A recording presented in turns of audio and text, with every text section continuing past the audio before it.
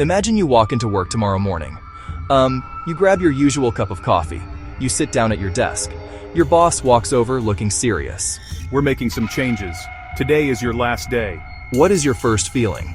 Is it panic? Is it fear about how you will pay your rent next month? Do you immediately start thinking about your mortgage, your car payment, and your grocery bills? This single question reveals everything about your financial situation. It tells you if you are in control of your life or if your job is in control of you. For most people, the answer is a cold shot of fear, and that is a terrible way to live. The security you think you have from a steady paycheck is an illusion. It is a fragile thread that can be cut without warning. Relying on that single thread for your entire well-being is a massive risk. True security does not come from a job. It comes from having enough assets to live without that job. It's about building a fortress of your own, not just renting a room in someone else's castle. The goal is to reach a point where that scary question from your boss gets a different answer.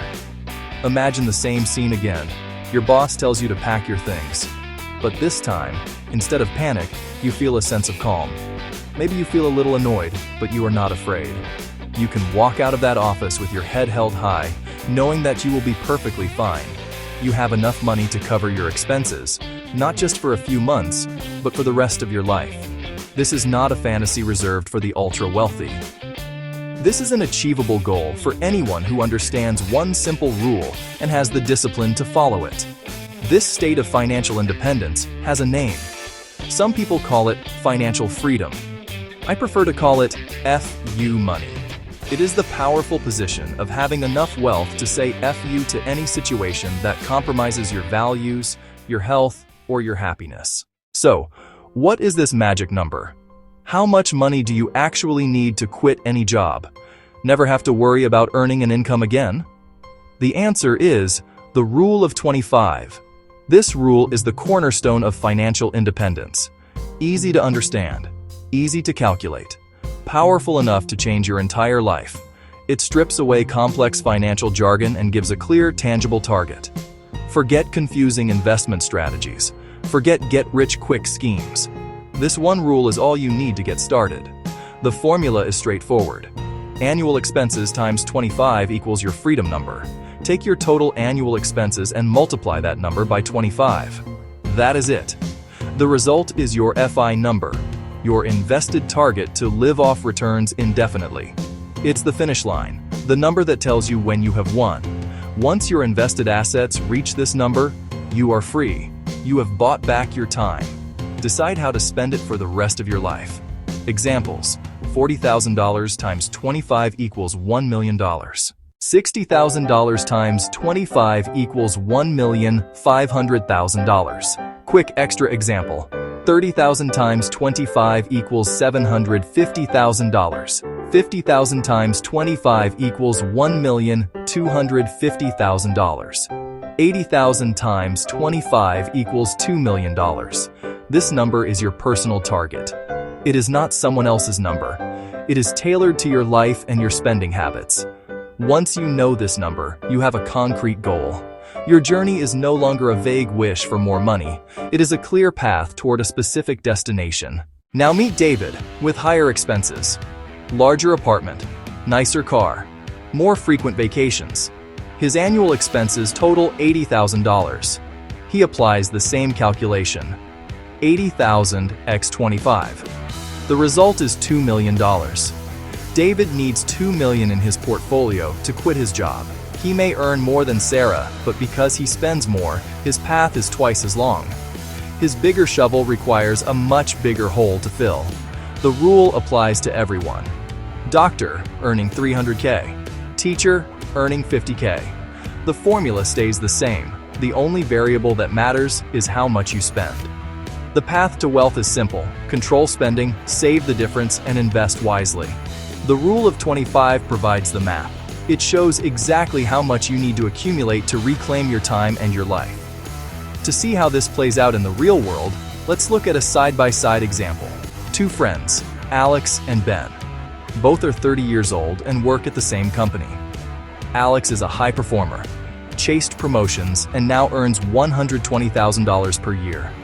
He believes in working hard and playing hard. He drives a new luxury car, lives in a trendy downtown apartment, eats out most nights, takes exotic vacations. His life looks very successful from the outside. He feels he has earned the right to enjoy his high income. Ben, on the other hand, has a more modest salary of $70,000 per year. He is good at his job but has not focused on climbing the corporate ladder. Instead, he is focused on designing a life that is efficient and low cost.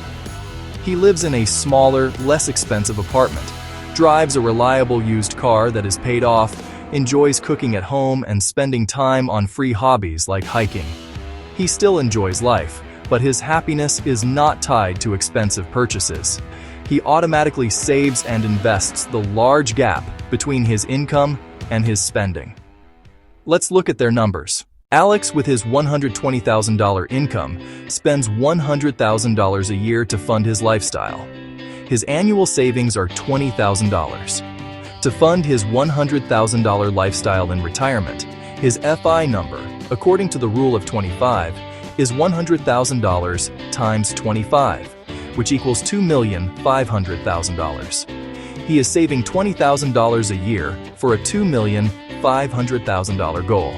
Meanwhile, Ben, with his $70,000 income, has his expenses dialed in at just $35,000 per year. His annual savings are $35,000.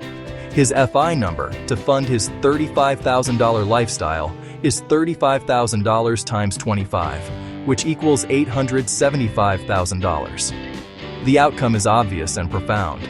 Ben is saving almost twice as much as Alex each year, even though he earns $50,000 less. More importantly, Ben's finish line, $875,000, is almost 3 times closer than Alex's finish line, $2,500,000. Ben is running a shorter race and running it faster. Alex is on a financial treadmill.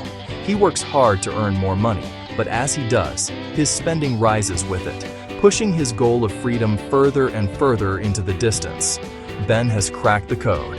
He understands that the path to freedom is paved not with a higher salary, but with lower expenses. The rule of 25 is not just a random number I pulled out of a hat. It is a simplified way of looking at a well-researched concept in finance known as the 4% rule, the safe withdrawal rate. This idea came from a famous study called the Trinity Study.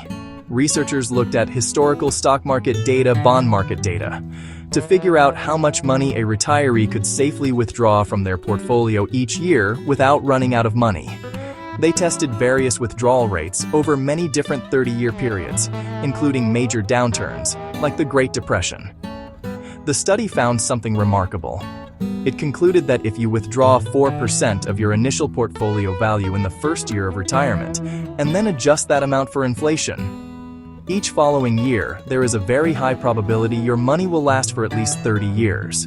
In many historical scenarios, the portfolio actually grew larger over time, even with annual withdrawals. The 4% withdrawal rate proved to be a surprisingly robust and safe strategy for funding a long retirement. It provides a reliable income stream while preserving principal over the long term. So how does the 4% rule relate to the rule of 25? They are simply two sides of the same coin. The rule of 25 is a powerful tool, but it is a guideline, not an unbreakable law of physics. It is built on a few key assumptions, and it is important to understand them so you can use the rule wisely. This is not free money. This is a strategy that requires discipline and an understanding of the risks involved. Ignoring the fine print can lead to trouble down the road. The strategy is simple, but it is not foolproof. You must go into it with your eyes open, prepared for the realities of how markets and life work. A solid plan always acknowledges potential weaknesses. First, the rule assumes your money is invested, not sitting in a savings account, specifically in a diversified mix of assets, primarily broad market stock index funds. These funds provide growth over the long term and are the engine that makes the 4% withdrawal rate possible. If your money is in cash, bonds, or CDs, it will not grow fast enough to support the withdrawals, and you will run out of money. The plan also assumes you have the discipline to stay invested even when the market is scary. Panicking and selling during a downturn is the single most destructive thing you can do to your plan. Second, there are real-world risks that the simple formula does not explicitly account for inflation. The 4% rule accounts for inflation, but a period of unexpectedly high inflation could put stress on your portfolio, especially in the early years of withdrawal healthcare. In the United States, healthcare is a massive and unpredictable expense. Your plan must include a strategy for health insurance before you are eligible for Medicare. Given the risks we just discussed, many people choose to be more conservative than the basic rule of 25 allows. This is a wise approach. Your goal is not just to quit your job, but to stay financially secure for the rest of your life. Adding a buffer to your plan can provide enormous peace of mind. It turns the question from, will my money last, to, how can I make sure my money will last no matter what? A simple diagram, 3 pillars of financial safety. One of the easiest methods is to use a more conservative multiplier. Instead of the rule of 25, you could use the rule of 30. That means save 30 times your annual expenses instead of 25. It lowers your withdrawal rate from 4% to about 3.3%. 1 divided by 30 is 0.033. This lower withdrawal rate puts less stress on your portfolio, giving it a much higher chance of surviving major market downturns, high inflation, or a longer than expected lifespan. For our friend Sarah, who spends $40,000 a year, her target would become 40,000 times 30, which equals $1,200,000 instead of $1 million. Another excellent strategy is to plan for some form of flexible, part-time income. Financial independence does not have to mean you never earn another dollar. It means you do not have to earn another dollar. Having the ability to bring in a small amount of money doing something you enjoy can dramatically reduce the pressure on your portfolio. Part-time consulting, a small online business, working a few shifts a week at a local bookstore. Even earning just $10,000 a year can make a huge difference. Finally, you can construct your portfolio with an eye toward generating income. While I am a huge proponent of simple total market index funds, some people feel more secure by focusing on investments that produce reliable dividends. The idea is that you can live off the dividends your portfolio generates without ever having to sell the underlying shares, though it is important to ensure your dividend portfolio is still well diversified. We have spent this entire time talking about a number that lets you quit your job, but the real power of this number is not necessarily about quitting. The true meaning of FU money of financial independence is about having options. It transforms your relationship with work and money. When you no longer need your job to survive, you can approach it from a position of power.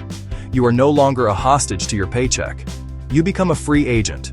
This shift in mindset is the most valuable reward. When you have reached your number, you can decide to keep working, but on your own terms.